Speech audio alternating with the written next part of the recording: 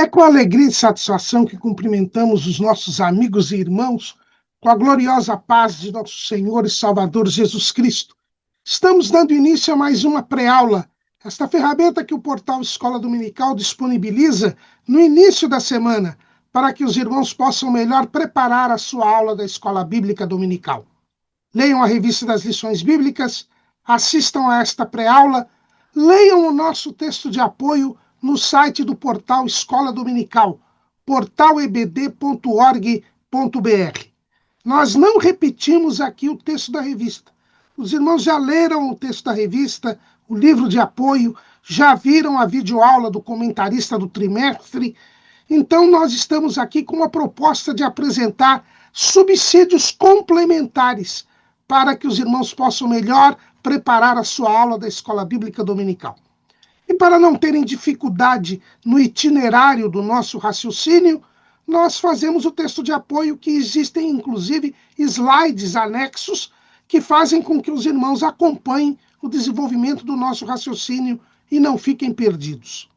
Além do nosso texto de apoio, o site do portal Escola Dominical disponibiliza 5 ou 6 outros textos da faixa de etária dos adultos. O portal Escola Dominical também disponibiliza textos de apoio, slides e videoaulas de todas as faixas etárias do currículo da Escola Bíblica Dominical, da Casa Publicadora das Assembleias de Deus e de outros currículos de Escola Bíblica Dominical. Durante a semana também disponibilizamos breves comentários em áudio das leituras diárias, tanto da faixa dos adultos quanto da faixa dos adolescentes. E no sábado à noite, às 19 horas, horário de Brasília, o irmão é nosso convidado para a transmissão ao vivo do estudo preparatório dos professores e amigos da Escola Bíblica Dominical da Igreja Evangélica Assembleia de Deus, Ministério do Belém, aqui na sede em São Paulo. O irmão terá a possibilidade de participar interativamente, e a interação é ampla, geral e restrita, para elucidar as suas últimas dúvidas para a aula da Escola Bíblica Dominical. O irmão também é nosso convidado a comparecer presencialmente. A reunião é aberta a todos os que amam o estudo da Palavra de Deus e se realiza na sede do Ministério de Belém, na rua Doutor Fon 140, no bairro do Belenzinho, no 4º andar, no auditório Pastor José Wellington Bezerra da Costa. Mas tudo isso é apenas a preparação da Escola Bíblica Dominical. Ela somente se realiza quando o povo do Senhor vai à casa do Senhor, no dia do Senhor, para estudar a palavra do Senhor. Neste terceiro trimestre de 2025, nós estamos estudando o tema A Igreja em Jerusalém, Doutrina, Comunhão e Fé, a base para o crescimento da igreja em meio às perseguições. Estamos estudando os primeiros capítulos do livro de Atos dos Apóstolos, que nos descreve a primeira igreja local, a igreja mãe, a igreja primitiva, a igreja em Jerusalém, que é um modelo, é a referência para todas as igrejas locais durante a dispensação da graça. O nosso comentarista é o pastor José Gonçalves, que é o pastor presidente das Assembleias de Deus em Água Branca, no estado do Piauí. E hoje nós estamos dando início ao segundo bloco do trimestre. O primeiro bloco do trimestre foram as 6 primeiras lições, onde nós estudamos as características da igreja em Jerusalém. Vimos que ela é uma igreja pentecostal, que ela é uma igreja que perseverava na doutrina dos apóstolos, na comunhão, no partir do pão e nas orações, uma igreja fiel à pregação do Evangelho, uma igreja cheia do Espírito Santo, uma igreja cheia de amor e uma igreja que não era conivente com a mentira. Vistas estas características da igreja, hoje nós vamos ver as atitudes tomadas pela igreja em Jerusalém diante da perseguição. E aí nós vamos, de pronto, já demonstrar que a perseguição é um fator inevitável na vida da igreja. O subtítulo do nosso trimestre já fala: Doutrina, Comunhão e Fé. A base para o crescimento da igreja em meio às perseguições. A perseguição ela é inevitável na igreja. Quando Jesus revelou o mistério da igreja, ele já mostrou isso. Em Mateus 16 e 18, nós vemos a revelação da igreja. Jesus estava em Cesareia de Filipe, que era um lugar de idolatria, ao norte de Israel, na Galileia, ao pé do Monte Hermon. Ali em Cesareia de Filipe, havia templos para vários deuses, altares para vários deuses. E Jesus leva para lá os discípulos, e eu até imagino que os discípulos devem ter ficado assim, espantados com o lugar que Jesus os leva. Seria o último lugar em que eles imaginariam que o Messias os levaria, mas ali chegando, diante de todos aqueles altares, diante de todos aqueles templos, Jesus pergunta aos discípulos: quem dizem os homens ser o Filho do Homem? E eles então dizem que uns diziam que ele era João Batista, outros Jeremias e alguns dos profetas. E aí Jesus lhes pergunta: e vocês, quem dizem que vocês são? Quem vocês dizem que eu sou? E então Pedro, revelado pelo Pai, diz: tu és o Cristo, o Filho do Deus vivo. Foi por isso que Jesus os levou àquele lugar. Era o único lugar em Israel onde havia claramente o politeísmo, a idolatria. E ali eles teriam que confessar que o único Deus verdadeiro era o Deus de Israel e que Jesus Cristo era o seu Filho, a segunda pessoa da Trindade. Ser cristão é adorar ao único Deus e reconhecer que este Deus se fez homem na pessoa de Jesus Cristo. E diante desta revelação, Jesus revela a igreja e diz que haveria um povo que adoraria a Deus e a Jesus Cristo como Deus. E este povo, que se distinguiria de todos os outros, seria a igreja. E Jesus diz: pois também eu te digo que tu és Pedro. E sobre esta pedra, que é do próprio Jesus, edificarei a minha igreja. E as portas do inferno não prevalecerão contra ela. Aqui Jesus já mostra que o mundo, com seus deuses, com a sua idolatria, com a sua rejeição à glorificação do nome de Deus, todos se levantariam contra a igreja, mas não prevaleceriam. As portas do inferno não prevalecerão contra ela. Jesus já mostra que a igreja viveria sob constante ataque, sob luta. Edificarei a minha igreja e as portas do inferno não prevalecerão contra ela. A igreja é de Jesus. Seria edificada pelo próprio Jesus e, como todo edifício, ela iria crescer. Veja o subtítulo do nosso trimestre. A base do crescimento da igreja. A igreja sempre cresce. Cresce tanto quantitativa quanto qualitativamente. Mas ela seria sempre perseguida. Ela teria sempre a oposição do maligno. As portas do inferno não prevalecerão contra ela. Então, esta é a realidade da igreja. A igreja é de Jesus, a igreja é edificada por Jesus, cresce, mas a igreja enfrenta a oposição do maligno.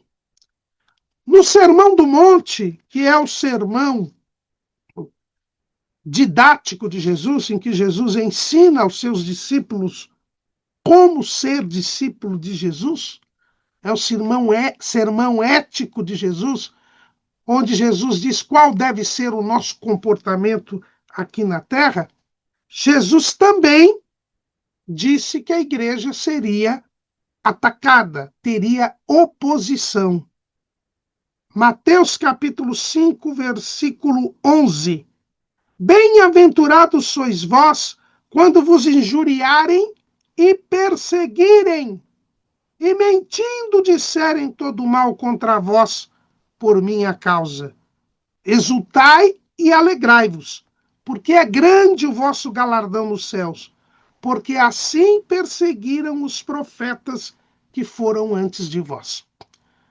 Os homens de Deus, os profetas que o Senhor levantou antes da igreja para trazer a mensagem de Deus para o homem, para falar ao homem, pois assim diz o escritor aos Hebreus, no capítulo 1, versículo 1, havendo Deus antigamente falado muitas vezes e de muitas maneiras aos pais pelos profetas, a nós falou-nos nestes últimos dias pelo Filho. E agora a igreja anunciaria as palavras do Filho.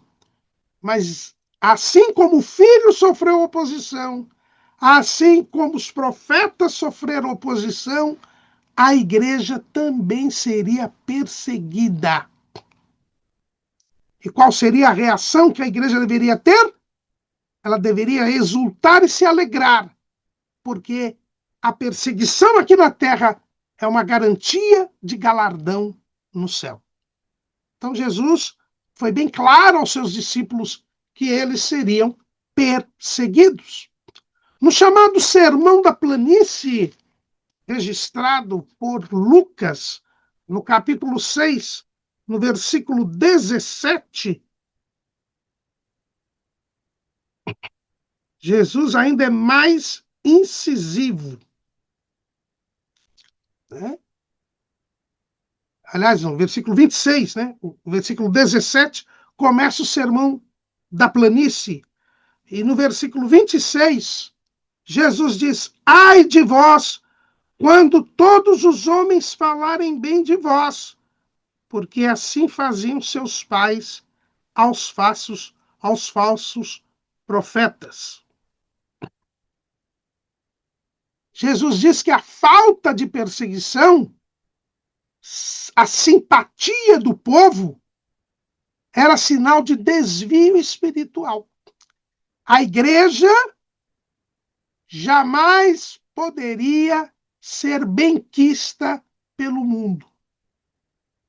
Hoje há uma luta para que os cristãos sejam simpáticos ao mundo. Esse movimento ecumênico, esse diálogo interreligioso, ele tem por objetivo fazer o cristão palatável ao mundo. É uma armadilha de Satanás. Porque Jesus diz que a popularidade, a simpatia, não é o caminho da igreja. A igreja sempre sofrerá oposição do mundo. Nas últimas instruções, e nós temos aqui sempre falado destas últimas instruções, quando Jesus mostra aos discípulos como seria a vida na terra depois de sua partida para o céu, como a igreja deveria se comportar e como tratariam a igreja, Jesus é bem claro ao dizer que a igreja seria perseguida, seria mais do que perseguida, seria odiada pelo mundo. Evangelho segundo escreveu João, capítulo 15, versículo 18. Se o mundo vos aborrece, sabei que primeiro do que a vós, me aborreceu a mim. Se vós fosseis do mundo, o mundo amaria o que era seu. Mas porque não sois do mundo, antes eu vos escolhi do mundo, por isso é que o mundo vos aborrece. Lembrai-vos da palavra que vos disse: não é o servo maior do que o seu senhor. Se a mim me perseguiram, também vos perseguirão a vós. Se guardarem a minha palavra, também guardarão a vós. Mas tudo isso vos farão por causa do meu nome, porque não conhecem aquele que me enviou. Se eu não viera, nem lhes houvera falado, não teriam pecado. Mas agora não tem desculpa do seu pecado. Aquele que me aborrece, aborrece também a meu Pai. Se eu entre eles não fizesse tais obras, quais nenhum outro tem feito, não teriam pecado. Mas agora viram-nas e me aborreceram a mim e a meu Pai. Mas é para que se cumpra a palavra que está escrita na sua lei: aborreceram-me sem causa.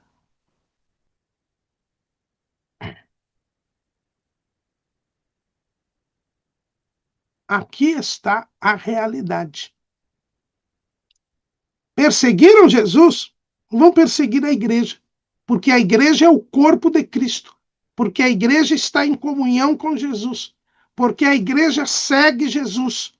E como a santidade de Jesus, a verdade pregada por Jesus, gerou ódio do mundo que está no maligno, também a verdade pregada pela igreja, a santidade vivida pela igreja, gera ódio no mundo e nós somos perseguidos. A igreja é perseguida. E para isto, Jesus veio. Jesus veio para gerar inimizade entre o novo homem, entre o homem salvo, entre a nova criatura e o diabo. Gênesis 3:15. E porém inimizade entre ti e a mulher, e entre a tua semente e a sua semente. Esta te ferirá a cabeça, e tu lhe ferirás o calcanhar. Há uma inimizade entre o diabo e Jesus, a semente na mulher. E Jesus edifica a igreja. E a igreja é odiada pelo diabo. É odiada pela semente do diabo. E qual é a semente do diabo? São os filhos do diabo. É o mundo. Então, o mundo rejeita a igreja, odeia a igreja. E por isso o mundo perseguirá a igreja.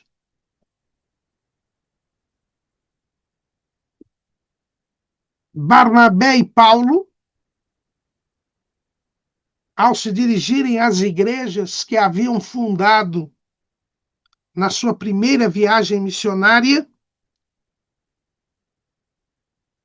quando voltavam a Antioquia, foram visitar estas igrejas e eles ensinaram isso.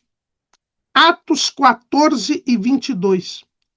Confirmando o ânimo dos discípulos, exortando-os a permanecer na fé, pois que por muitas tribulações nos importa entrar no reino de Deus. A nossa passagem aqui na Terra é uma passagem de perseguição, de oposição do mundo contra a igreja. A perseguição é inevitável. E é por isso que neste segundo bloco do trimestre, nós vamos ver as atitudes da igreja diante da perseguição.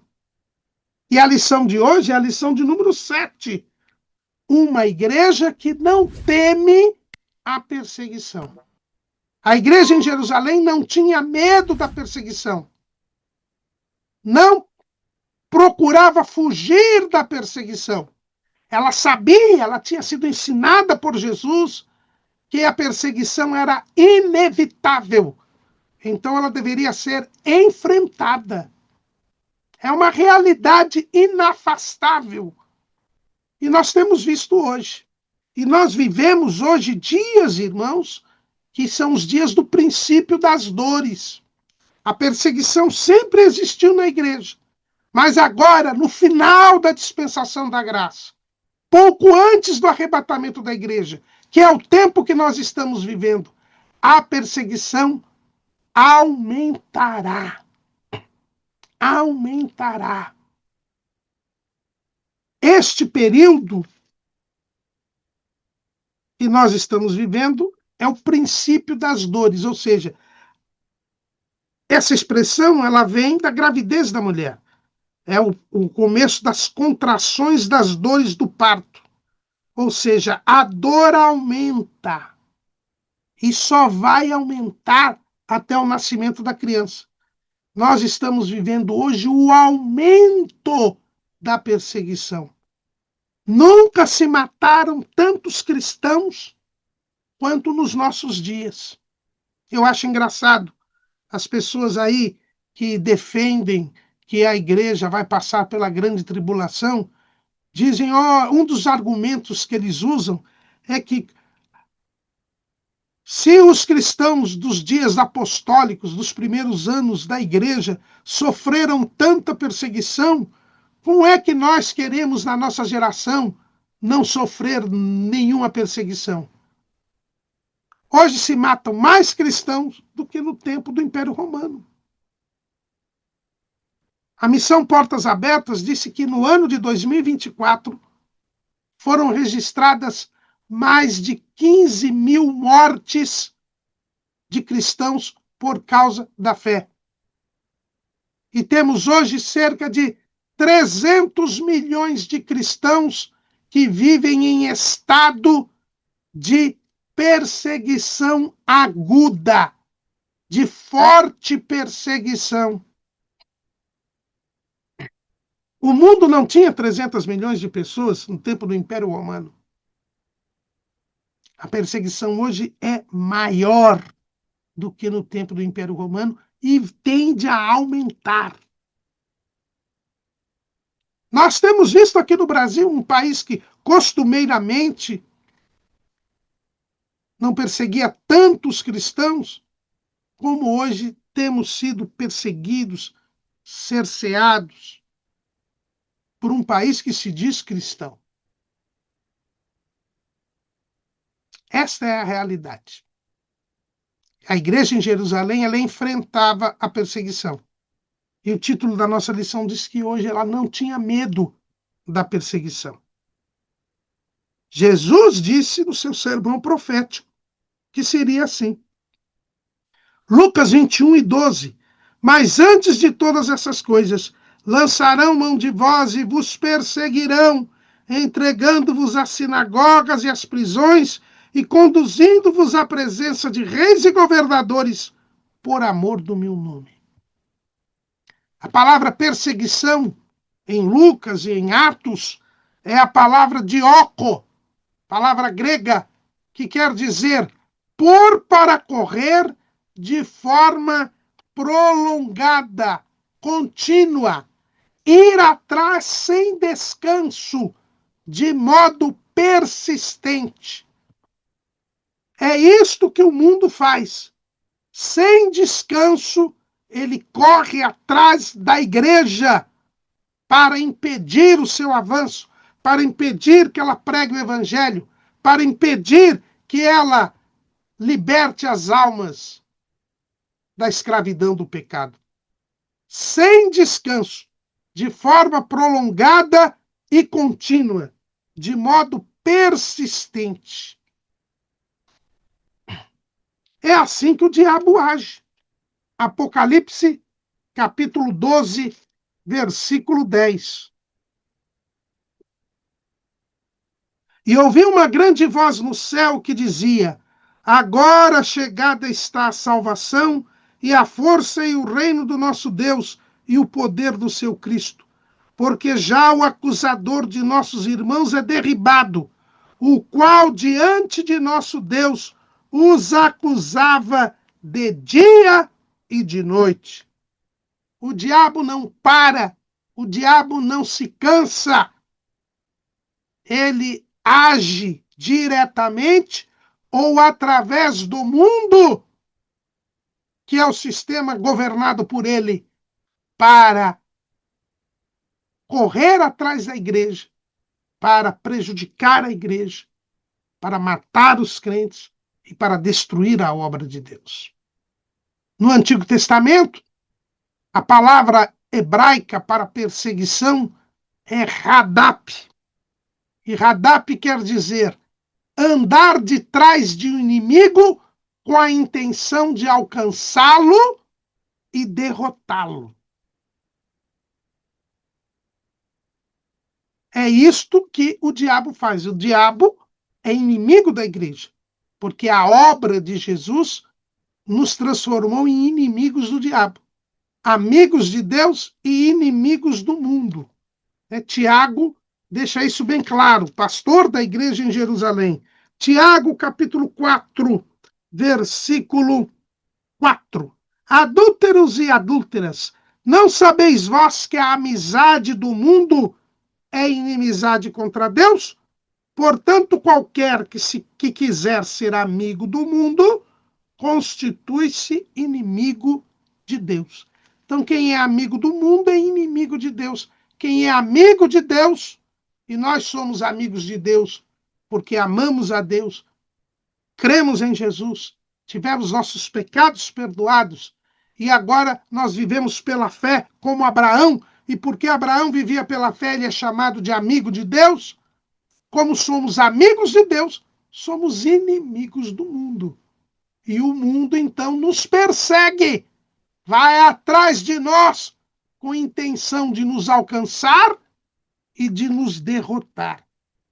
Esta intenção da perseguição nós encontramos lá em Gênesis, capítulo 14, versículo 14. Gênesis 14 e 14. Ouvindo, pois, Abrão que o seu irmão estava preso, armou os seus criados, nascidos em sua casa, 318, e os perseguiu até Dan. Abrão, no seu intuito de libertar o seu sobrinho Ló e todos os que tinham sido levados cativos naquela guerra, que eram das cidades da planície, né? Sodoma, Gomorra, Adimá e Zeboim, e Zoar, ele foi lá com aquela intenção. E enquanto não alcançou e derrotou aqueles 5 reis, aqueles 4 reis que haviam vencido a batalha, sob o comando de Quedarmeel. Aqui agora deu uma trava-língua aqui. O rei é Quedorlaomer, o rei de Elão. Então, eles fizeram guerra contra os 5 reis das cidades da planície e venceram. Mas Abrão foi atrás deles, e enquanto não os alcançou e enquanto não os derrotou, ele não descansou. É isso que o inimigo faz com a igreja. Só que ele não vai derrotar a igreja, porque as portas do inferno não prevalecerão contra ela. Mas ele não vai se cansar. Essa é a realidade, irmãos. Não pensemos numa vida cristã de alegria, de reconhecimento da sociedade, de respeito. Não, a igreja sempre é perseguida.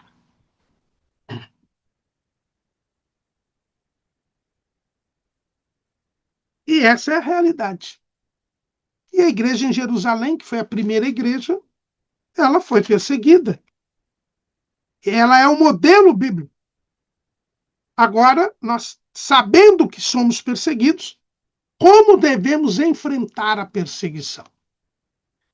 A igreja em Jerusalém, nós podemos aqui verificar 3 grandes perseguições. Há um registro de 3 grandes perseguições da igreja em Jerusalém.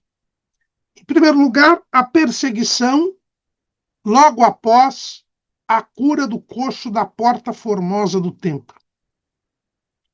Em segundo lugar, a prisão dos apóstolos por iniciativa dos saduceus.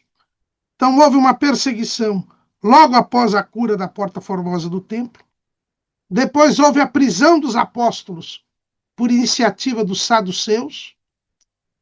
Depois nós tivemos a perseguição sobre Estevão, com a sua morte, a perseguição que podemos dizer aí, a perseguição de Saulo, e depois a perseguição de Herodes Agripa I. Então, estas são as 4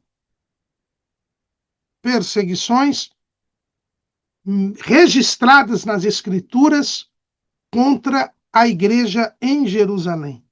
É verdade que, quando lemos as epístolas de Paulo, nós vemos que a epístola aos Hebreus, nós vemos que a perseguição contra os cristãos na Judéia, envolvendo Jerusalém, portanto, sempre foi contínua. As autoridades religiosas judaicas sempre perseguiram os cristãos. E essa perseguição durou até a destruição do templo no ano 70. Eles nunca deixaram de perseguir os cristãos. Mas, nos primeiros capítulos do livro de Atos, esse primeiro momento, esses primeiros 6 anos da igreja em Jerusalém, nós temos registradas estas 4 perseguições. A perseguição logo após a cura da porta formosa do templo, a prisão dos apóstolos por iniciativa dos saduceus, a perseguição de Saulo e a perseguição de Herodes Agripa I. A perseguição de Saulo, a perseguição que levou à morte de Estevão, ela será estudada numa lição à parte, a lição de número 9. Ainda neste segundo bloco, nós vamos estudar especificamente esta perseguição de Saulo. Essa perseguição de Saulo, ou a que levou à morte de Estevão e causou depois a dispersão dos crentes em Jerusalém. Hoje, então, iremos nos deter sobre a perseguição logo após a cura da porta formosa do templo e sobre a perseguição de Herodes, a prisão dos apóstolos após por iniciativa dos saduceus e depois a perseguição de Herodes Agripa I. Lembrando que logo no dia do nascimento da igreja já houve uma oposição à igreja. Os crentes foram batizados com o Espírito Santo. Pedro nem tinha pregado ainda o sermão. E já houve quem zombou dos crentes. Atos capítulo 2, versículo 13. E outros, zombando, diziam: estão cheios de mosto. Aqui nós vemos já a forma do procedimento do diabo. Ele começa sempre se opondo à obra de Deus por meio da zombaria, por meio do xiste, por meio da ridicularização. Esta é uma estratégia do diabo.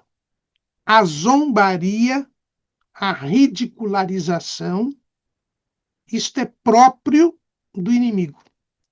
O inimigo procura, através da zombaria, desacreditar, procura, através da zombaria, desmobilizar as pessoas que são atraídas pelo poder de Deus. Aqui, no dia de Pentecostes, o batismo com o Espírito Santo atraiu a multidão. No dia, quando houve a cura do coxo da porta formosa do templo, o milagre chamou a atenção. Uma das primeiras armas que o inimigo coloca é a zombaria. E isso, nos dias de hoje, é muito comum. Através da zombaria, através da ridicularização, se procura fazer com que as pessoas desacreditem, desconsiderem a manifestação do poder de Deus, a pregação do Evangelho, que é o poder de Deus para a salvação de todo aquele que nele crê. Hoje nós vemos muito isto, hoje que nós temos essa comunicação nas redes sociais, ampla, nós vemos como existem grupos humorísticos pagos regiamente para zombar da nossa fé, para ridicularizar o nome de Jesus. Isto é comum. Isto já é uma armadilha do adversário. E nós devemos fazer o que fez Pedro.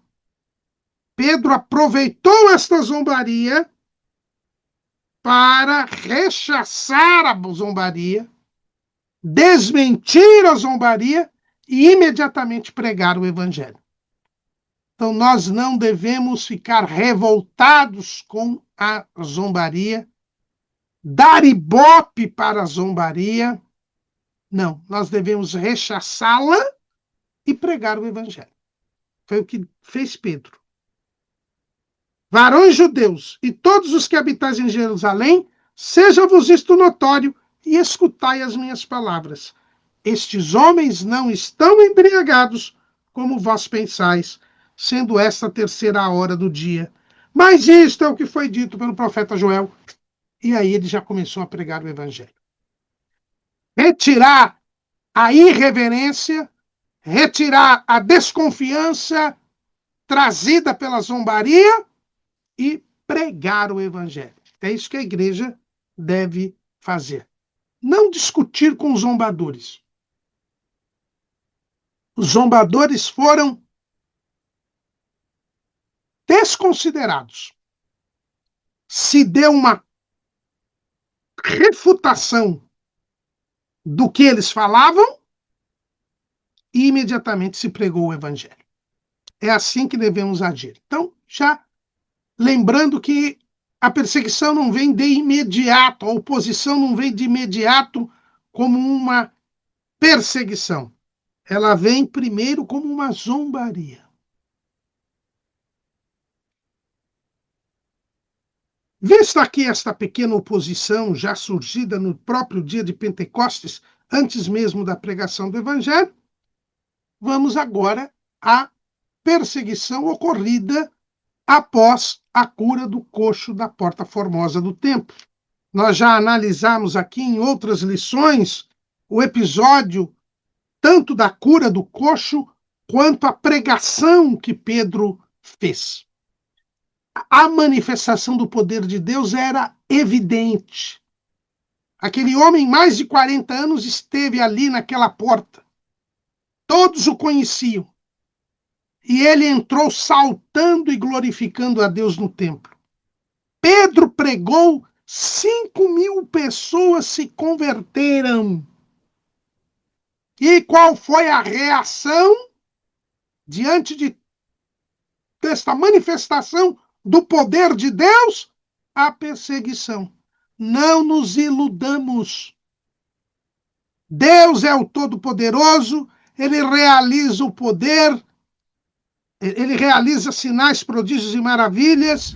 Nós ganhamos almas para Jesus, mas o inimigo age. E Deus permite que assim seja, porque isso é da natureza das coisas. O mundo está no maligno. A igreja está no mundo, não é do mundo. A igreja é inimiga do mundo. É natural que haja uma luta entre eles. Jesus nos promete a vitória, mas não nos exime da luta.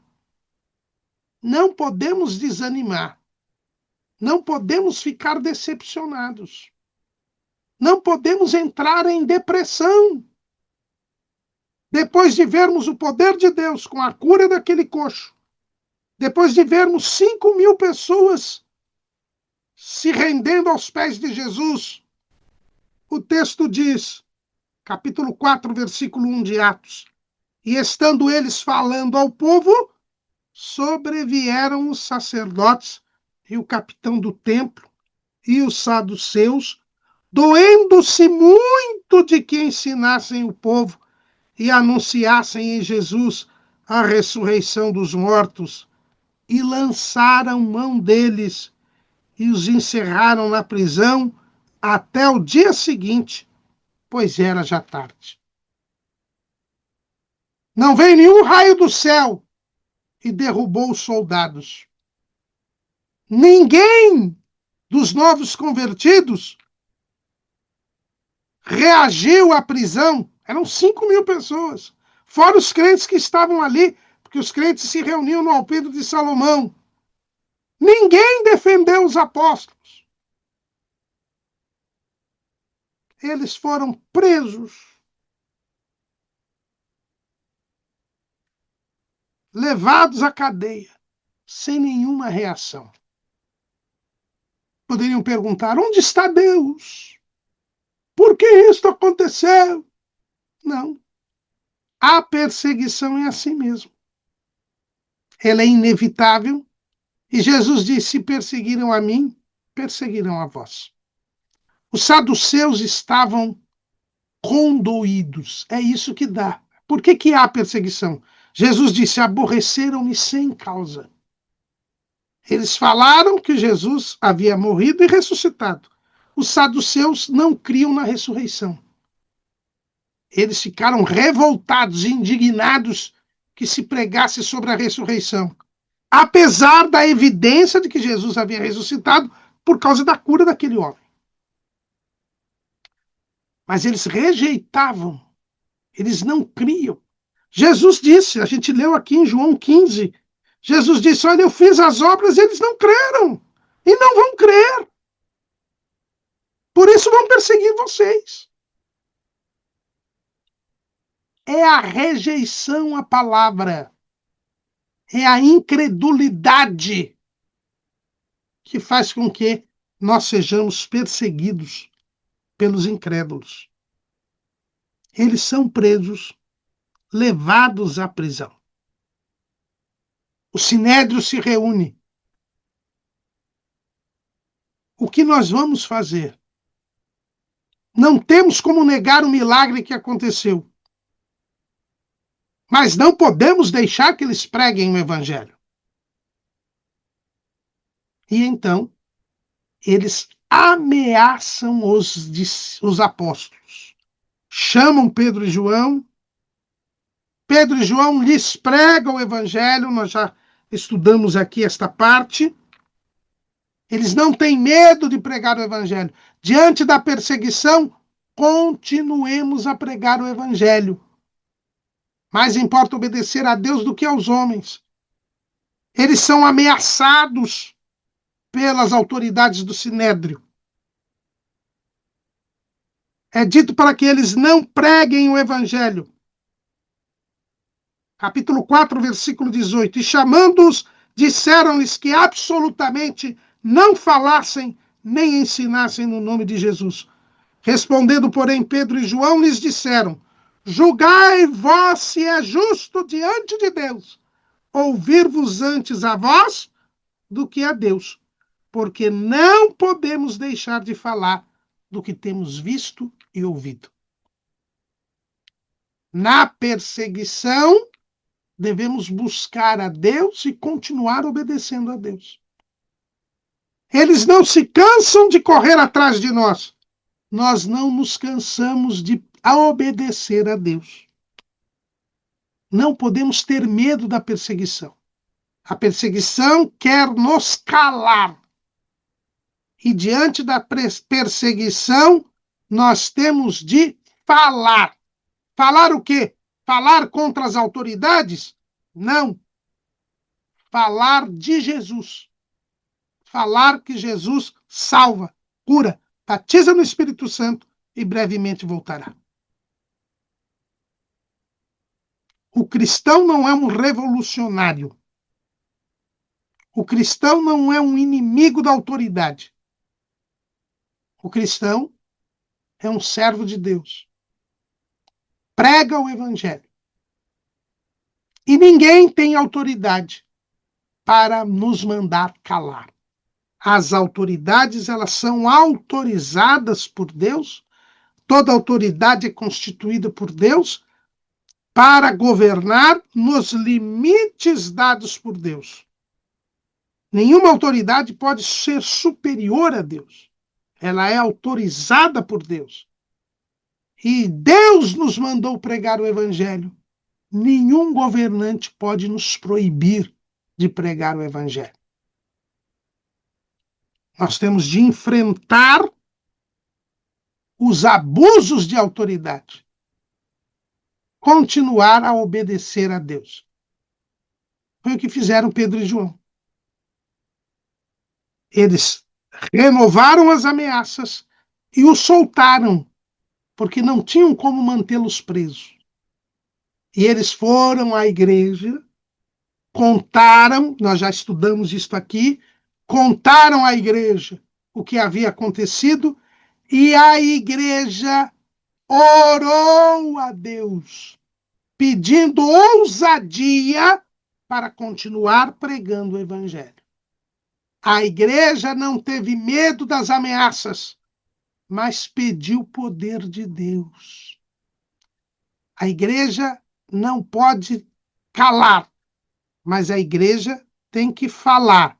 Falar de Jesus para o povo. E falar com Deus, pedindo o poder de Deus. E naquela oportunidade, como nós já sabemos, Deus batizou com o Espírito Santo. Jesus batizou com o Espírito Santo quem ainda não era batizado com o Espírito Santo, e eles passaram a pregar com mais ousadia ainda a palavra de Deus. Atos 4:31. E tendo eles orado, moveu-se o lugar em que estavam reunidos, e todos foram cheios do Espírito Santo e anunciavam com ousadia a palavra de Deus. Diante da perseguição, nós temos que buscar mais a Deus. Não adianta fazer greve, não adianta fazer manifestação pública, não adianta eleger políticos para diminuir a perseguição. A perseguição é enfrentada com ousadia, com coragem, continuando-se a fazer a obra de Deus, mas com oração e pedido de poder de Deus. Como dizem os chineses, e os chineses são hoje os crentes que provavelmente são um dos mais perseguidos, devem perder apenas para os norte-coreanos. Os chineses costumam dizer: muita oração, muito poder. Pouca oração, pouco poder. Nenhuma oração, nenhum poder. Para enfrentar a perseguição, nós precisamos do poder de Deus. Alguns chamam aqui a unção da ousadia. Depois que Pedro e João foram presos, detidos, ameaçados pelo Sinédrio, a igreja começou a pregar mais ainda e, segundo os próprios membros do Sinédrio, encheram Jerusalém de doutrina. É o que eles mesmos dizem em Atos, capítulo 5, versículo 28. Não vos admoestamos nós expressamente que não ensinasseis nesse nome? E eis que enchestes Jerusalém dessa vossa doutrina e quereis lançar sobre nós o sangue desse homem. Como eu enfrento a perseguição? Continuando a pregar o evangelho, mas pedindo mais poder de Deus. As Assembleias de Deus, no início no Brasil, foram extremamente perseguidas, principalmente nas pequenas localidades onde ainda havia um grande domínio do clero romano. Eles eram extremamente perseguidos. Os missionários pioneiros, Daniel Berg e Gunnar Wingren, contam nos seus livros, o Enviado por Deus, do Daniel Berg, e o Diário do Navegador, que foi escrito pelo Ivar Wingren, filho do Gunnar Wingren, mas diante dos registros dos diários do Gunnar Wingren, eles mostram como foram perseguidos. Certa feita, quando eles foram fazer um batismo, as pessoas vieram armadas para matar os crentes. E Deus operou maravilhas ali, e as pessoas não puderam fazer nada, e o batismo se realizou. Por quê? Porque há perseguição. Nós temos que enfrentar a perseguição.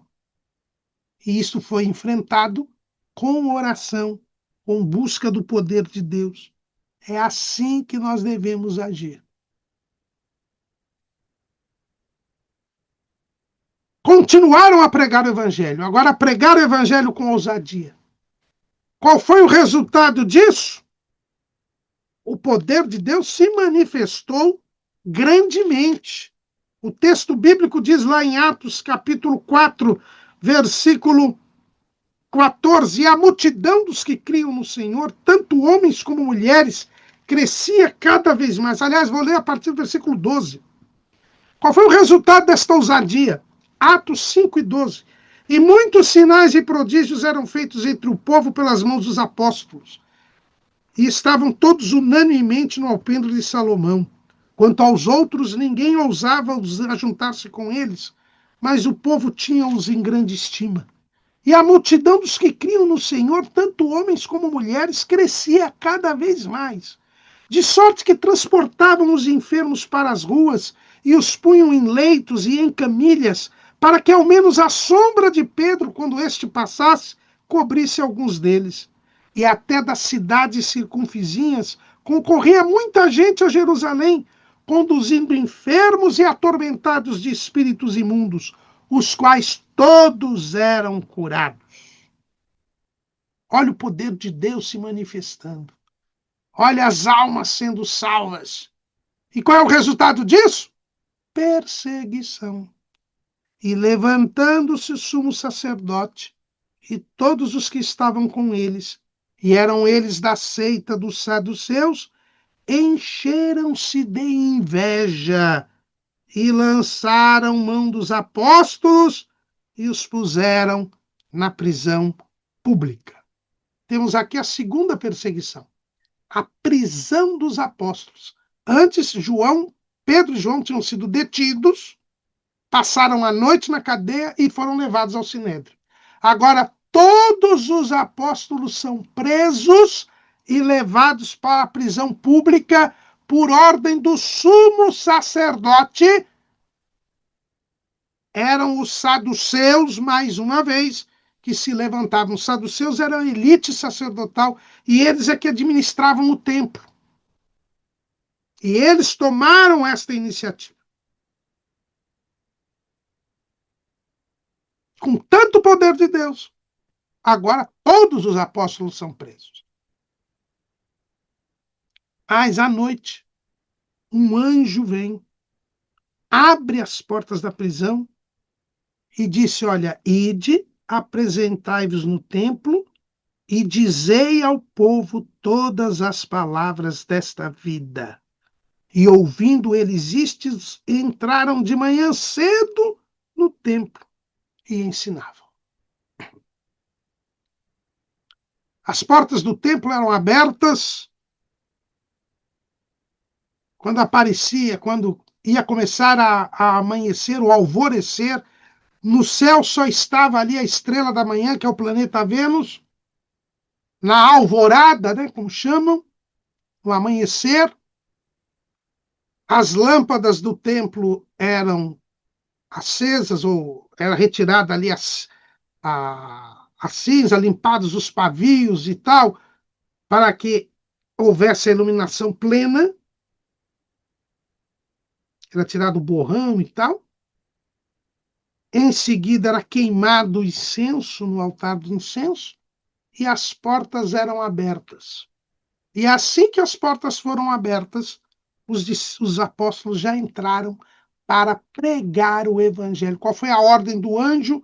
E o anjo, logicamente, trouxe uma ordem de Deus, é que eles pregassem o evangelho. Não podemos calar diante da perseguição. Temos que pregar o evangelho. Diante da perseguição, preguemos o evangelho. Não paremos de pregar. Não façamos uma trégua com o governo. Não. Infelizmente, na pandemia, muitos se calaram. Não pregaram o evangelho em cima de normas absurdas que só revelavam a inveja dos governantes contra a igreja. E eles foram e pregaram. Quando o Sinédrio se reuniu, mandaram buscar os apóstolos, a prisão estava fechada, mas eles não estavam lá. E alguém diz, eles estão pregando lá no templo. E eles então, já temerosos, vejam como eles eram duros de coração. Deus fez um milagre. Mas mesmo assim, eles insistiram em perseguir os crentes. É assim, meu, as obras de Deus não vão mudar a mente dos incrédulos, daqueles que rejeitam a glória de Deus. E nós temos que pregar o evangelho, desconsiderá-los, fazer a vontade de Deus. E então, com jeitinho, eles foram lá e trouxeram os apóstolos, brandamente, e mais uma vez os ameaçaram. Mais uma vez disseram que eles não podiam pregar o evangelho. E eles, mais uma vez, disseram que iam continuar pregando. Atos capítulo 5, versículo 29. Porém, respondendo Pedro e os apóstolos disseram, mais importa obedecer a Deus do que aos homens. O Deus de nossos pais ressuscitou a Jesus, ao qual vós matastes, suspendendo-o no madeiro. Deus, com a sua destra, o elevou a príncipe salvador, para dar a Israel o arrependimento e remissão dos pecados. E nós somos testemunhas acerca dessas palavras, nós e também o Espírito Santo, que Deus deu àqueles que lhe obedecem. Porém, ouvindo eles se enfureceram e deliberaram matá-los. Eles não tiveram medo da morte. Aquele sinédrio havia matado Jesus. Mas eles sabiam que deviam fazer o que estavam fazendo, que era pregar o evangelho, inclusive para eles. E ainda falaram na ressurreição, sabendo que eram os saduceus que tinham tomado aquela iniciativa. E eles, antes que quando os condenassem à morte, Deus entrou com providência, agora usando Gamaliel, que era fariseu, ele não era saduceu. Gamaliel, que foi o mestre de Paulo, era fariseu. E ele então pediu que se retirassem os apóstolos. E numa conversa com eles, com os outros membros do Sinédrio, disse, olha, vamos ter calma. Se isso é de Deus... E ele já tinha desconfiado que era de Deus, por causa do milagre de eles terem sido soltos da prisão, com a prisão fechada. Se for de Deus, não adianta a gente lutar contra. E ele dá exemplos de movimentos de Judas, o Galileu, que eram os zelotes, e de Teudas, que tinham se desfeito. E então, em vez de matá-los, eles açoitaram os apóstolos. Na primeira vez não aconteceu nada com Pedro e João. Desta vez, mesmo com o milagre da soltura, Deus não os impediu de levarem açoites. E esses açoites, irmãos, eram 39 chicotadas. 39 chicotadas. Sofreram os apóstolos. E novamente lhes foi dada a ordem para que não falassem no nome de Jesus. E os apóstolos, feridos, com as costas feridas, ficaram tristes? Não. Se lembraram do que Jesus havia dito. Bem-aventurados sois vós quando vos injuriarem e perseguirem e mentindo disserem todo mal contra vós por minha causa. Exultai e alegrai-vos, porque é grande o vosso galardão no céu. Os apóstolos feridos, sangrando, retiraram-se da presença do conselho, regozijando-se de terem sido julgados dignos de padecer afronta pelo nome de Jesus. Eles se alegraram, porque estavam participando das mesmas aflições de Cristo. Irmãos, a Bíblia nos diz, o apóstolo Pedro, que foi um dos que apanhou aqui, ele nos diz lá em 1 de Pedro 2,19, porque é coisa agradável que alguém, por causa da consciência para com Deus, sofra agravos, padecendo injustamente. É coisa agradável sofrer por causa de Jesus. É certeza de um galardão no céu. É certeza da aprovação de Deus. Nós devemos participar das aflições de Cristo para que possamos participar da sua glória. Hoje os crentes querem o bônus, mas não querem o ônus. Só que Jesus primeiro suportou a cruz, desprezou a afronta para se assentar no trono. E se nós estamos seguindo a Jesus, nós vamos passar pelo mesmo caminho. Primeiro o sofrimento no jardim, depois a cruz no Calvário, depois os açoites no julgamento, a coroa de espinhos no julgamento, depois a cruz no Calvário, para só depois a glória na ressurreição e agora à destra de Deus. O crente, ele sabe o seguinte, Romanos 8,18, porque para mim tenho por certo que as aflições deste tempo presente não são para comparar com a glória que em nós há de ser revelada. Em 2 Coríntios 1,5, Paulo diz, porque como as aflições de Cristo são abundantes em nós, assim também a nossa consolação sobeja por meio de Cristo. 2 Coríntios 1,7, a nossa esperança acerca de vós é firme, sabendo que como sois participantes das aflições, assim o sereis também da consolação. Como é que eu conheço a Cristo? Filipenses 3,10, para conhecê-lo e a virtude da sua ressurreição e a comunicação das suas aflições, sendo feito conforme a sua morte. Paulo diz lá em Colossenses 1:24, regozijo-me agora no que padeço por vós, e na minha carne cumpro o resto das aflições de Cristo pelo seu corpo, que é a igreja.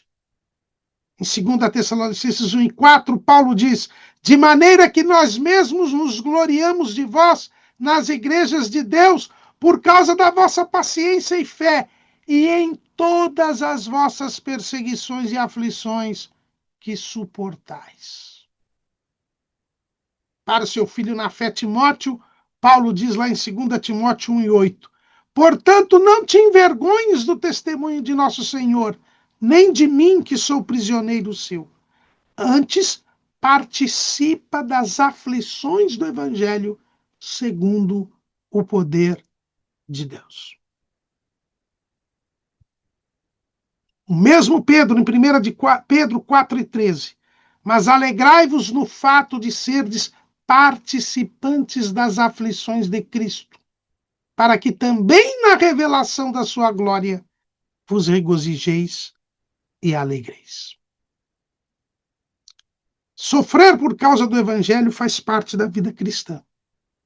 Isso deve nos trazer alegria, porque quem participa das aflições de Cristo também participará da sua glória. Sofrer por causa de Jesus é como que uma garantia que Jesus está dando de que nós estamos no caminho certo. Sofrer perseguição é uma dica que Jesus dá de que nós estamos indo para o céu.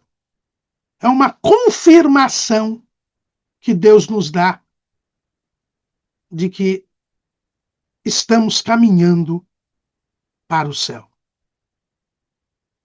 A perseguição aumenta a nossa fé e nos dá a convicção da nossa salvação. E o que eles fizeram depois de terem apanhado e terem se alegrado por terem apanhado? Todos os dias no templo e nas casas não cessavam de ensinar e de anunciar a Jesus Cristo. Agora eles haviam sofrido, haviam se alegrado e continuaram a pregar o Evangelho. A perseguição não pode nos abalar e nos fazer parar de fazer a obra de Deus. O resultado disso é que continuaram a pregar o Evangelho, agora não só no templo e nas casas, também nas sinagogas. A Bíblia nos fala que Estevão,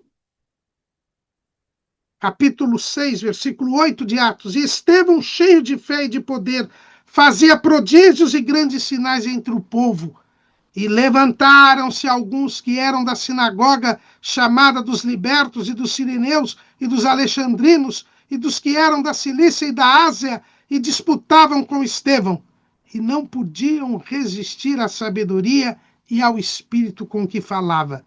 Então subornaram uns homens para que dissessem: ouvimos-lhes proferir palavras blasfemas contra Moisés e contra Deus. E excitaram o povo, os anciãos e os escribas, e investindo com ele, o arrebataram e o levaram ao conselho. Aqui nós temos a terceira perseguição, que nós chamamos a perseguição de Saulo, porque Saulo foi destacado pelo Sinédrio para acompanhar a morte, o apedrejamento de Estevão. Aqui agora se usa uma estratégia. Que estratégia?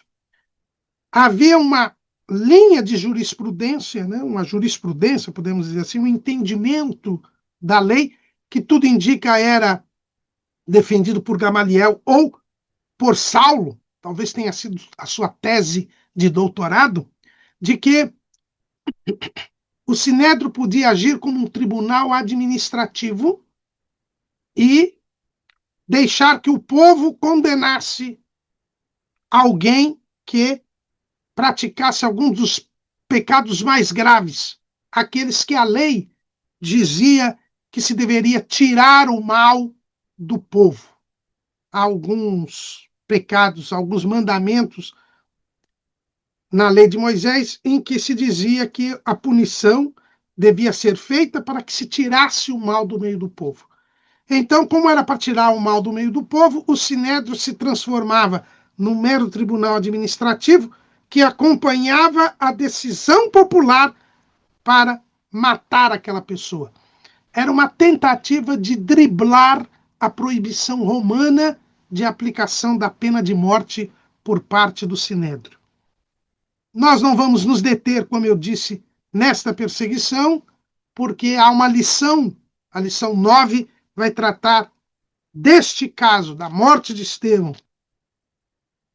Mas o fato é que mataram Estevão. O povo o condenou e o apedrejou com a anuência do Sinédrio, ali representado por Saulo. E depois da morte de Estevão, Saulo iniciou uma perseguição terrível contra a igreja em Jerusalém, a tal ponto que os crentes tiveram que sair de Jerusalém. É o que diz Atos capítulo 8. E também Saulo consentiu na morte dele, e fez-se naquele dia uma grande perseguição contra a igreja que estava em Jerusalém. E todos foram dispersos pelas terras da Judéia e da Samaria, exceto os apóstolos. Esta perseguição foi mais séria. Morreu gente, o povo teve que sair de Jerusalém. A igreja foi praticamente dizimada em Jerusalém. Mas eles saíram de Jerusalém, foram obrigados a sair de Jerusalém. Este era um dos objetivos da permissão divina para esta perseguição, como vamos ver outro dia. Mas o que eles fizeram? Não puderam mais viver em Jerusalém, mas não deixaram de pregar o evangelho. Atos 8 e 4. Mas os que andavam dispersos iam por toda parte anunciando a palavra. Atos 11 e 19. E os que foram dispersos pela perseguição que sucedeu por causa de Estevão, caminharam até a Fenícia, Chipre e Antioquia, não anunciando a ninguém a palavra, senão somente aos judeus. E havia entre eles alguns varões de Chipre e de Cirene, os quais, entrando em Antioquia, falaram aos gregos, anunciando o Senhor Jesus. E a mão do Senhor era com eles, e grande número creu e se converteu ao Senhor. Não puderam mais morar em Jerusalém, não puderam mais frequentar o templo, tiveram que mudar, mas continuaram pregando o evangelho. Esta é a atitude que a igreja local deve tomar. Sempre continuar a pregar o evangelho, com todas as dificuldades, com todos os impedimentos, com todos os sofrimentos, com todos os martírios, continuar a pregar o evangelho. Essa é a atitude que a igreja em Jerusalém tomou, e é a atitude que nós devemos tomar. Não nos calarmos, mas falarmos do amor de Deus para a humanidade. E a igreja de Jerusalém se reconstitui. Apesar da perseguição, ela continua ali, os apóstolos continuam pregando o evangelho, a igreja se reconstitui. E quando a igreja se reconstitui, a perseguição também aumenta. Também revolta. A igreja voltou? A perseguição também.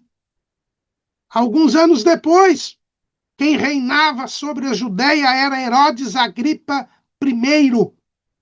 Ele era neto de Herodes o Grande, amigo do imperador romano, e conseguiu reconstituir praticamente todo o território que tinha sido governado por seu avô. E ele, querendo popularidade entre os judeus, sabendo que as autoridades judaicas sempre eram contrárias aos cristãos, resolve, para ter projeção política, apoio político, resolve perseguir os cristãos. Atos capítulo 12. Por aquele mesmo tempo, o rei Herodes estendeu as mãos sobre alguns da igreja para os maltratar. E matou à espada Tiago, irmão de João. E vendo que isso agradara aos judeus, continuou, mandando prender também a Pedro, e eram os dias dos asmos. E, havendo-o prendido, o encerrou na prisão, entregando-o a 4 quaternos de soldados para que o guardassem, querendo apresentá-lo ao povo depois da Páscoa. Pedro, pois, era guardado na prisão, mas a igreja fazia contínua oração por ele. Mais perseguição. Herodes Agripa, querendo o apoio popular, sabendo que as autoridades judaicas eram contrárias aos cristãos, resolveu maltratar os cristãos. Prendeu Tiago e matou Tiago. E aqui Tiago recebe o que ele havia pedido.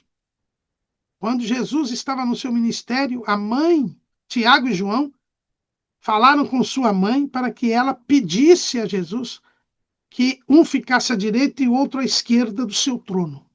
Jesus disse que isso não poderia, não estava na sua alçada. Mas perguntou se eles beberiam o cálice que ele iria beber. E os dois disseram sim. Então ele disse, então vocês vão beber o cálice que eu vou beber, mas se vocês vão ficar à direita ou à esquerda, eu não sei. Jesus foi morto. Tiago também. Tiago foi o primeiro apóstolo a ser morto. Primeiro apóstolo a ser martirizado. Estevão não era apóstolo, era diácono. O primeiro dos 12, não contando Judas, lógico, né? Mas o primeiro dos 12 que morreu martirizado foi Tiago. Por quê? Porque ele disse que ia beber o cálice que Jesus ia beber. Bebeu. Herodes matou Tiago, que era uma das colunas. Né? Paulo diz que Tiago era uma das colunas, sem dúvida alguma. Os 3 discípulos mais íntimos de Jesus eram Pedro, Tiago e João. Então, Tiago tinha sua importância na igreja e é morto. Isso aumentou a popularidade de Herodes. A Herodes mandou prender o Pedro,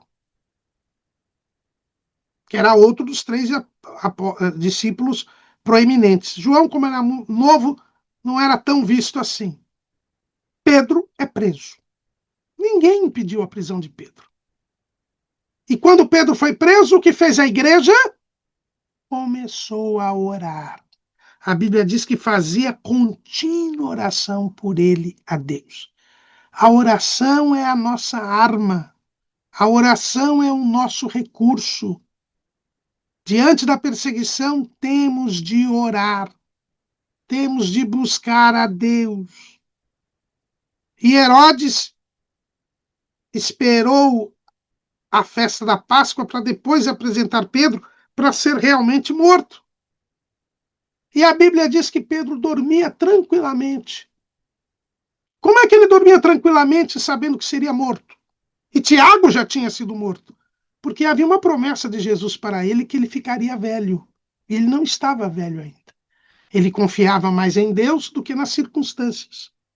Nós temos que ter convicção da nossa chamada, convicção do plano que Deus tem na nossa vida.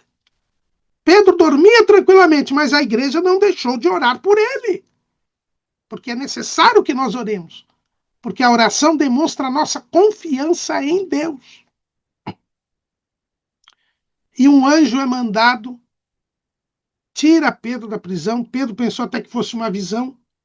Quando ele viu que ele estava solto, ele foi até a casa onde ele sabia que as irmãs estavam orando.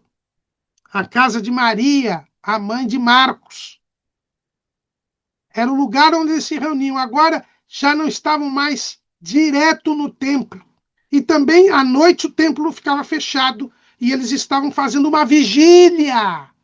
Estavam fazendo uma vigília. A igreja em Jerusalém fazia vigília, buscava a Deus, não fazia campanha. Talvez até estivessem aqui num propósito para soltar Pedro, mas era comum. Não era uma campanha esporádica. Pedro sabia que as pessoas iam à casa de Maria, mãe de João, para orar. Porque era uma igreja que fazia contínua oração. Como é que eu enfrento a perseguição? Orando, buscando a Deus, buscando o poder de Deus. E Pedro chegou. A menina Rod foi atender, ficou tão alegre que esqueceu de abrir a porta e foi avisar os irmãos que Pedro estava lá. Muitos oravam sem fé, porque não acreditaram que fosse Pedro. Mas como a menina insistisse, eles foram abrir a porta e era Pedro. Pedro entrou, contou como ele havia sido liberto e se ausentou de Jerusalém por algum tempo. Foi vigilante, foi prudente. E Herodes, quando descobriu que ele tinha saído da prisão, embora a prisão estivesse fechada, para não ter problemas políticos, para não ser desmascarado, deixou o assunto para lá. É assim que Deus age. Deus sabe as motivações, Deus sabe o interior dos corações. A igreja não sabe, mas a igreja não pode parar de pregar e de buscar a Deus na hora da perseguição. É assim que nós enfrentaremos as inevitáveis e intermináveis perseguições que só terminarão no dia do arrebatamento da igreja. Como nós lemos aqui em Apocalipse 12, neste dia estaremos livres para sempre da ação maligna contra nós. Amém.